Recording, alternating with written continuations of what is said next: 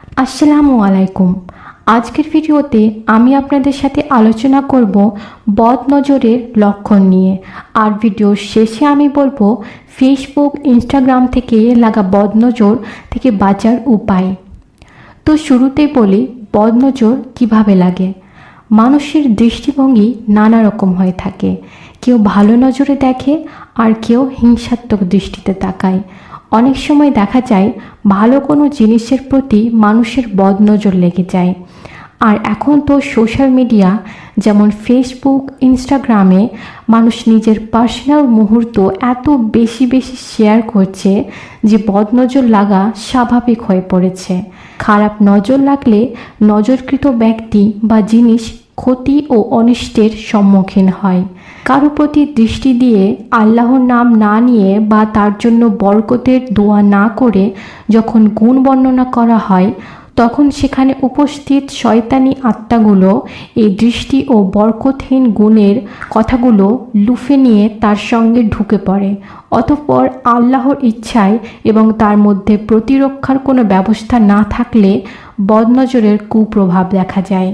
তাহলে আসুন এবার বলি বদনজরের লক্ষণ বা কি দেখে আমরা বুঝব যে আমাদের কেউ বদনজর লাগিয়েছে।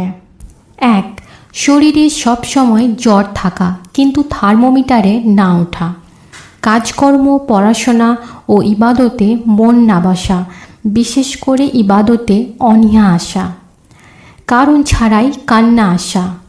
বেশিরভাগ সময় শরীর দুর্বল থাকা, খেতে না চাওয়া, বমি বমি ভাব আসা। চেহারা ধূসর বা হলুদ বর্ণ ধারণ করা।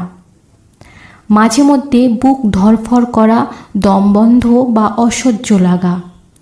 অতিরিক্ত চুল পড়া, চিকিৎসায় কাজ না হওয়া। আত্মীয় স্বজন, বন্ধুবান্ধব এদের কাউকে দেখলে বিরক্ত লাগা।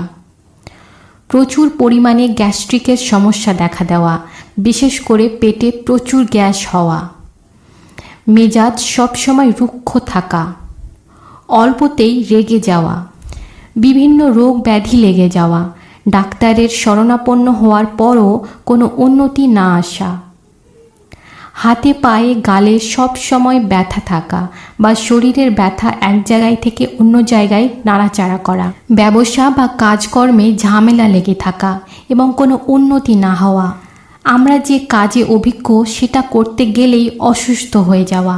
কোনো কারণ ছাড়াই কান্না আসা। বাচ্চারা খেতে না চাওয়া। বাচ্চারা অহেতুক কোনো কারণ ছাড়া সারাক্ষণ কান্না করা। বাচ্চাদের আচার আচরণে অস্বাভাবিকতা লক্ষ্য করা।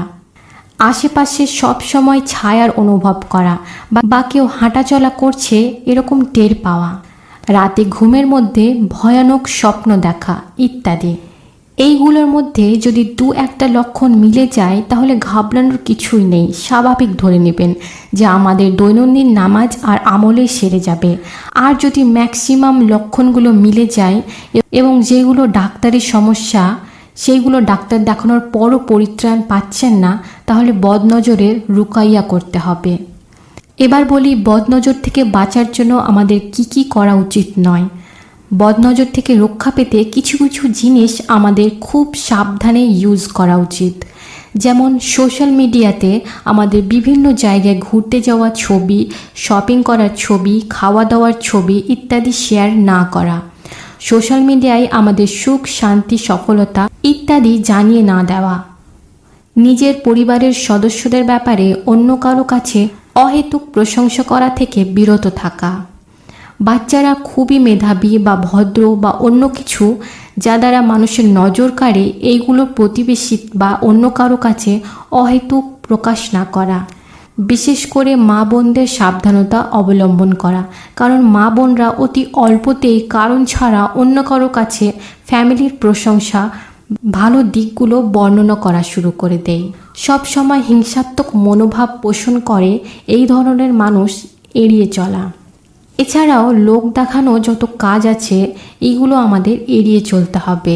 এই সকল কাজসমূহ এড়িয়ে চলার মাধ্যমে যেমন আমাদের বদনজরের কুপ্রভাব থেকে রক্ষা করবে, অপরদিকে আমাদের মনে জাগ্রত হওয়া অহংকারকেও ধ্বংস করবে। বদনজর থেকে বাঁচার আমল কি কি এই নিয়ে আমার আরেকটি ভিডিও রয়েছে, সেটা অবশ্যই দেখুন। আল্লাহ আমাদের সকল কুনজর থেকে রক্ষা করুক, আমিন।